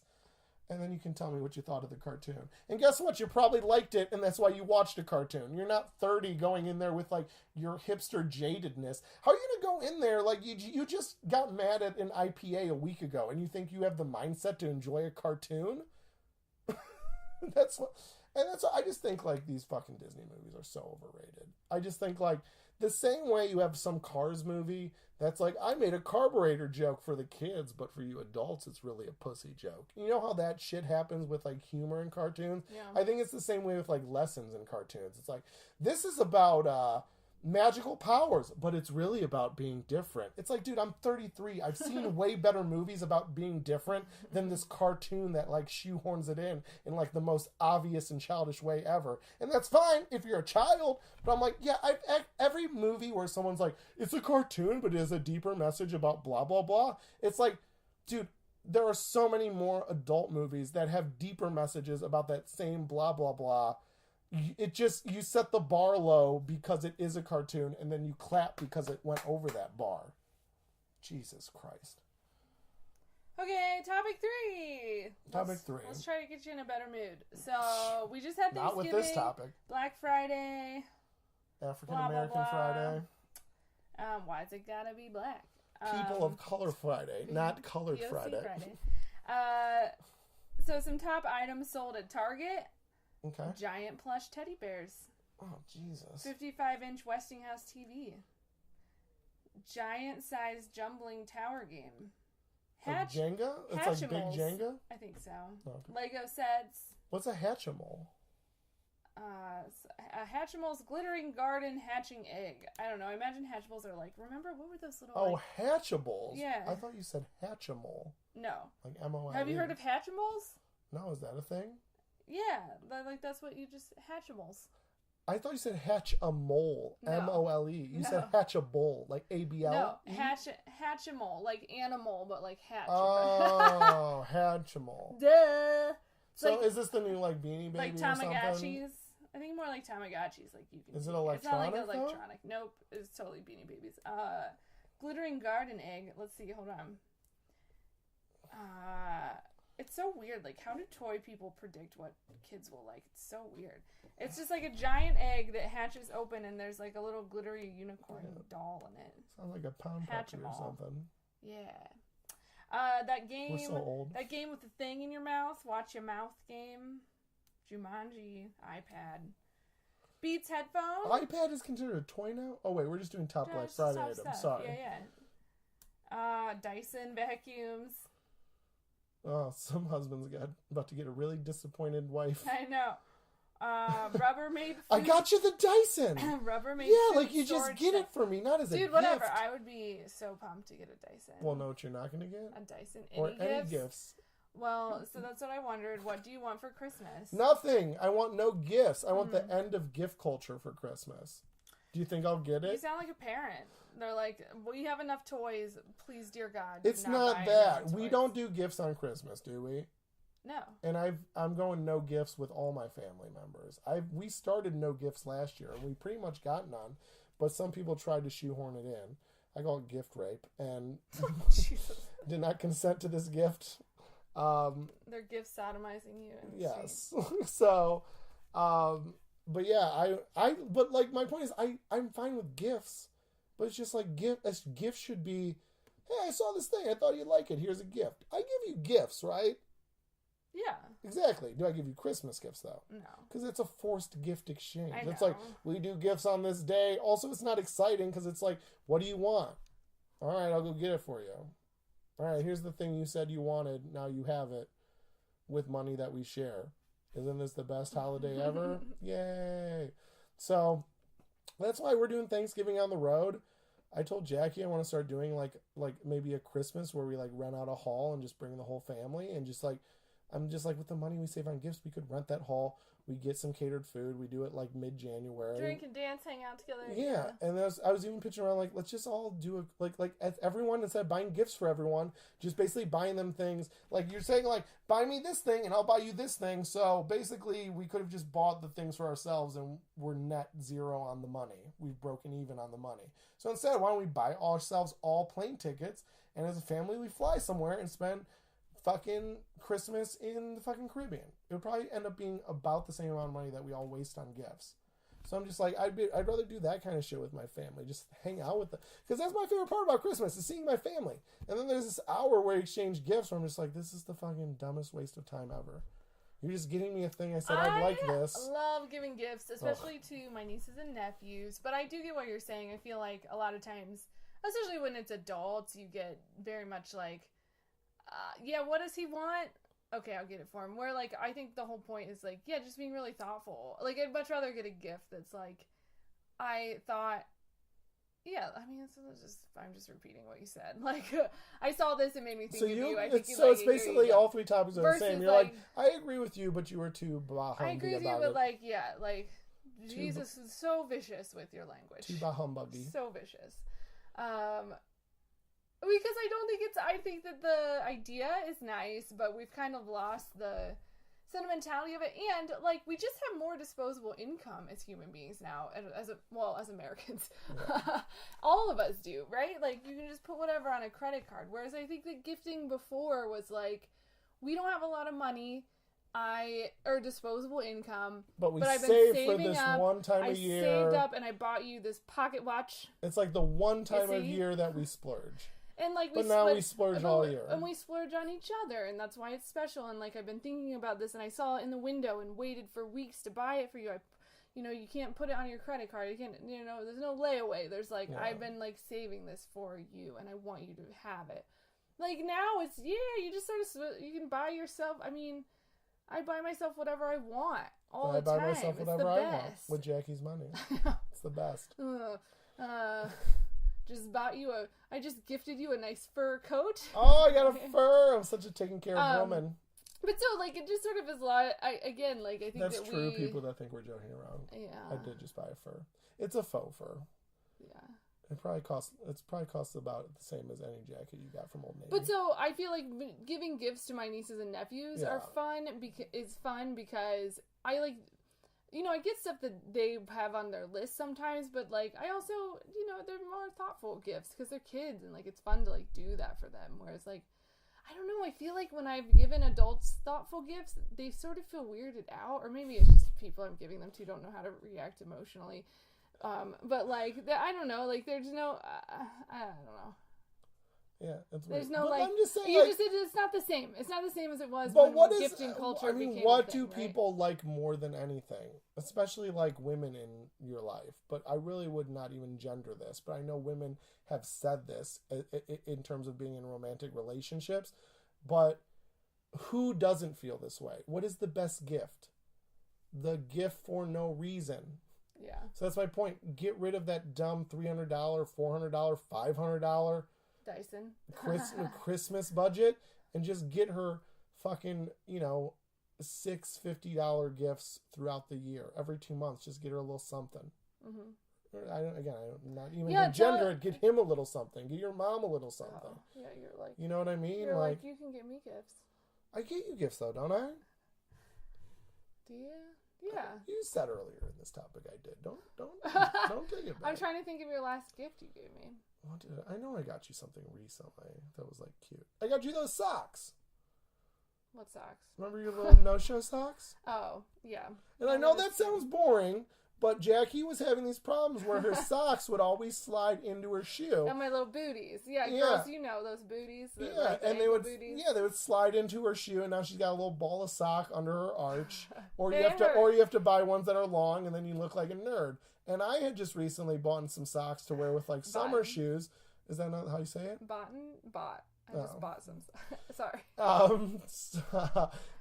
And I bought these ones that have these little silicone pads on the heel, so when you put them on, they don't slide down. They totally don't slide down. And when I was out shopping, I saw some of it. I'm like, Jackie would love these, and they even had this like color kind of pattern that I'm like, these are such a Jackie color. Yeah. And I even sifted through all the socks to get my favorite like ones together. And I got her like three packs of 3, so like 9 pairs or something like that. And I was like, got you a present. And how are those socks? They're all I wear. See? And it wasn't that bad. What if I would have given them to you for Christmas?